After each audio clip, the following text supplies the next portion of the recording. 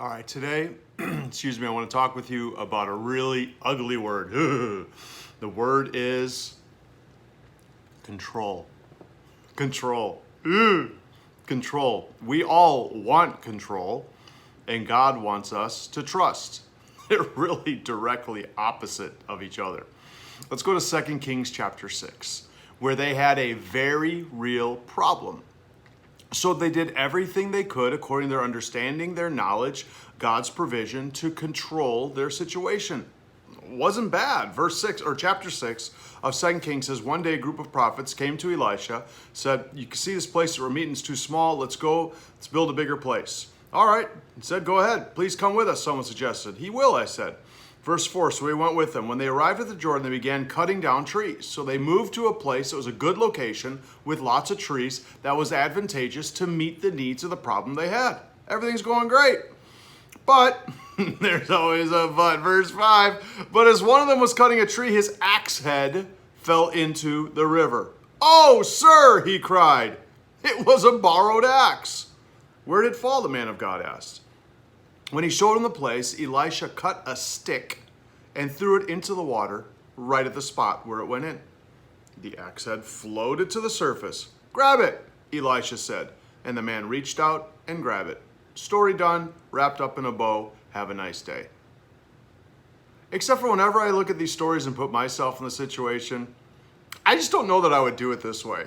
And maybe this is too honest, but I don't know if I'm using an axe head that's borrowed and it goes into the river. I don't know if my first words are, oh, sir. But anyway, enough about that. Oh, sir, it was a borrowed axe, he said.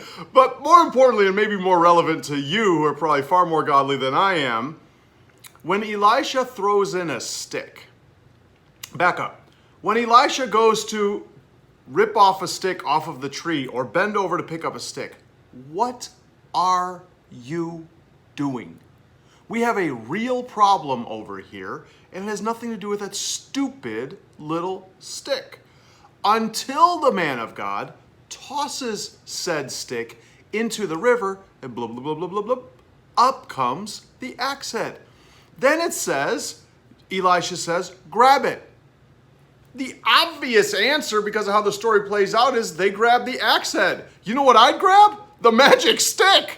I'd grab that magic stick. I'd probably grab both. But dude, if that stick does that, I need me some of that. I see an infomercial in the making.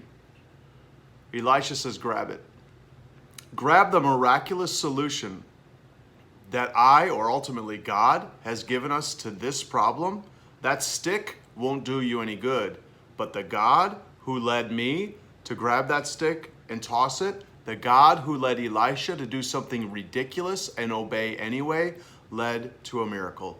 How often am I tempted to grab what I think the source of the miracle was, the stick, when instead I should, number one, thank God for the miracle of floating axe head and believe God for the next stick or the next whatever ridiculous thing it is he asks me or someone around me to do that will make axe heads floats.